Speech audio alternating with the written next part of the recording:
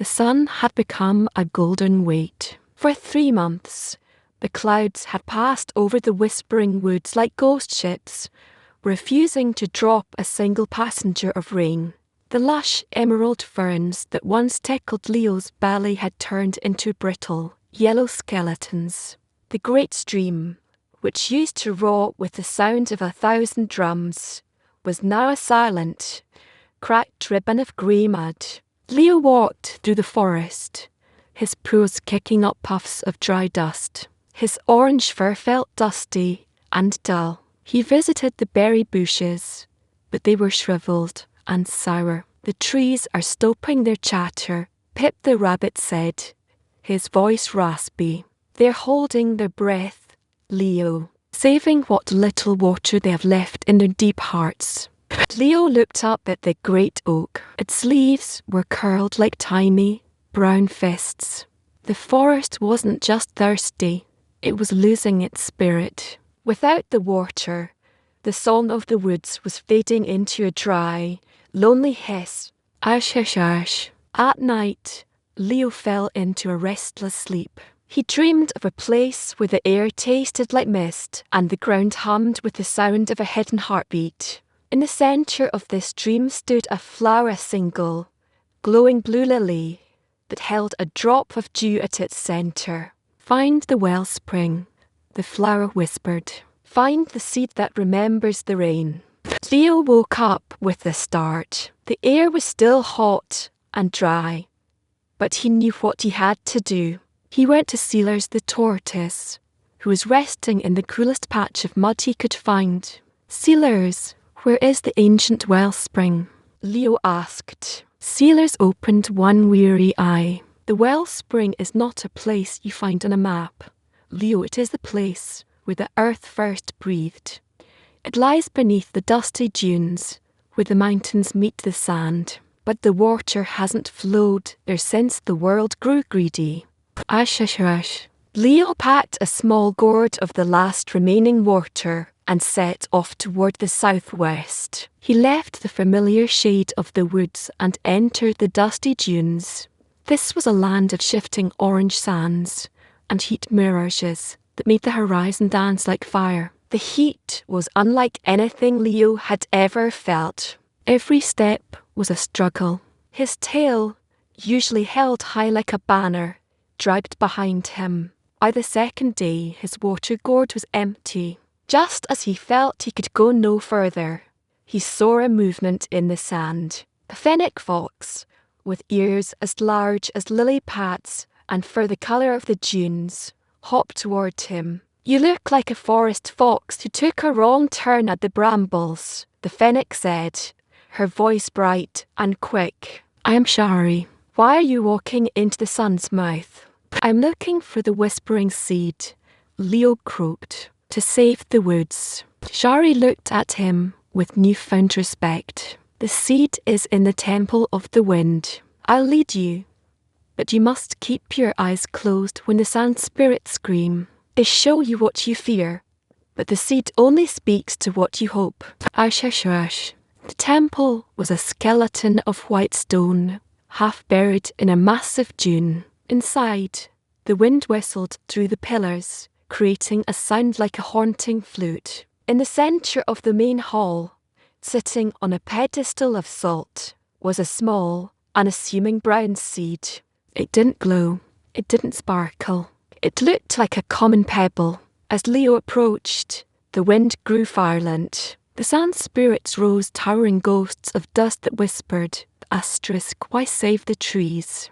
They will only burn again. Stay here in the sand. Give up.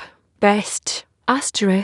Leo felt the heaviness of the drought in his bones. He thought of the cracked stream and the silent birds. But then, he remembered the dream of the blue petal. He reached out and touched the seed. Suddenly, the wind stopped. The seed began to pulse with a faint, rhythmic heat. It wasn't a pebble. It was a heart. Ash, ash, ash. "The seed will not grow for just anyone," a voice echoed from the temple walls. It was the guardian of the wellspring, a spirit made of shimmering rain mist. It requires a selfless wish. If you plant it for your own thirst, it will stay a stone. If you plant it for the world, you must give it something of yourself. What must I give? Leo asked. Their most precious memory of the rain, the guardian replied. Leo closed his eyes. He thought of the first rain of spring, the smell of wet earth, the sound of droplets dancing on his den's roof, the feeling of the cool water washing the dust from his fur. It was his happiest memory. He felt the memory being drawn from his heart and flowing into the seed. The seed turned from brown to a deep, oceanic blue. Ash, ash, ash. Leo raced back across the dunes, the blue seed tucked safely in his satchel. He was weaker now, having given away his memory of water, but the seed itself seemed to keep him cool. When he reached the whispering woods, he was heartbroken. The great oak had lost nearly all its leaves. The animals were gathered in the clearing, their heads bowed. Leo is back, Mia cried, running to him. Did you find it? Did you find the water? Leo didn't speak. He went to the very centre of the dry stream bed, where the mud was hardest and most cracked. He dug a small hole with his tired paws and placed the whispering seed inside. Ash, ash, ash. The whole forest watched in silence. Leo knelt over the spot.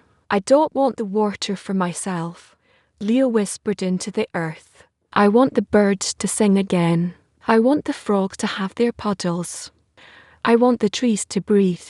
Please remember how to be a forest. For a long moment, nothing happened. A dry leaf skittered across the ground. Then a tiny silver sprout poked through the dust. It grew with impossible speed, spiralling upward like a vine of liquid light. As it reached Leo's height, the sprout burst into 1,000 blue flowers. Each flower released a puff of mist. The mist rose into the sky, gathering the stray clouds, pulling them together into a massive, heavy curtain of grey. Ash, ash, ash. The first drop hit Leo's nose. Then another. Then a million more. It wasn't a storm. It was a gentle, soaking embrace. The great stream began to gurgle, then hum, then roar as the water returned to its path. The trees uncurled their leaves, drinking deeply. The dust turned back into rich, black soil. The animals danced in the rain. Dip splashed in the growing puddles, and Barnaby shook his feathers, letting the water wash away the soot of the drought. Leo stood in the middle of the rain, but a strange thing happened. Because he had given away his memory of the rain, he didn't recognise what the water was. He looked at the falling droplets with confusion and wonder, as if seeing them for the very first time. Ash, ash, ash. Mia saw the look in Leo's eyes. She realised the sacrifice he had made. She walked over to him, took his paw, and led him to the edge of the stream. This is rain, Leo, she whispered. It's a gift from the earth. And it's a gift from you. Leo touched the water. The coolness sent a spark through his spirit. Even though the old memory was gone, a new one was forming, one that was even more beautiful because it was shared with everyone he loved. The whispering seed had become a massive, glowing tree in the centre of the stream, its root ensuring that the wellspring would never run dry again. Ash, ash, ash. The forest didn't just return to normal, it became more vibrant than ever. The area around the whispering seed stayed green all year round, a place of sanctuary for any animal travelling through the heat. Leo sat by the water, watching his reflection. He was older now, his fur more silver than orange, but his amber eyes were as bright as the day he first sought the moon. He had learned that the greatest magic isn't something you find or keep, it's something you give away. As the sun set, casting a golden light over the sparkling, wet forest, the trees finally began to chatter again. They weren't whispering about the drought. They were singing a song about a little fox who gave the world his heart, and in return, the world gave him back the rain. With the rain returned, and the whispering seed, now a towering tree of light in the centre of the stream, a new sound filled the forest. It wasn't just the rustle of leaves. It was a deep, low vibration that seemed to hum from the very soil. Leo found that he could no longer just hear the wind. He could feel the heartbeat of the trees through his pores.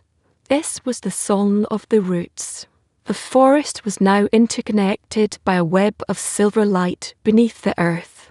However, this new energy attracted the asterisk shadow moths, asterisk creatures made of soot and silence that sought to feast on the vibrant light of the new growth. Leo realized that his job wasn't over. He had to teach the forest how to protect its new heart.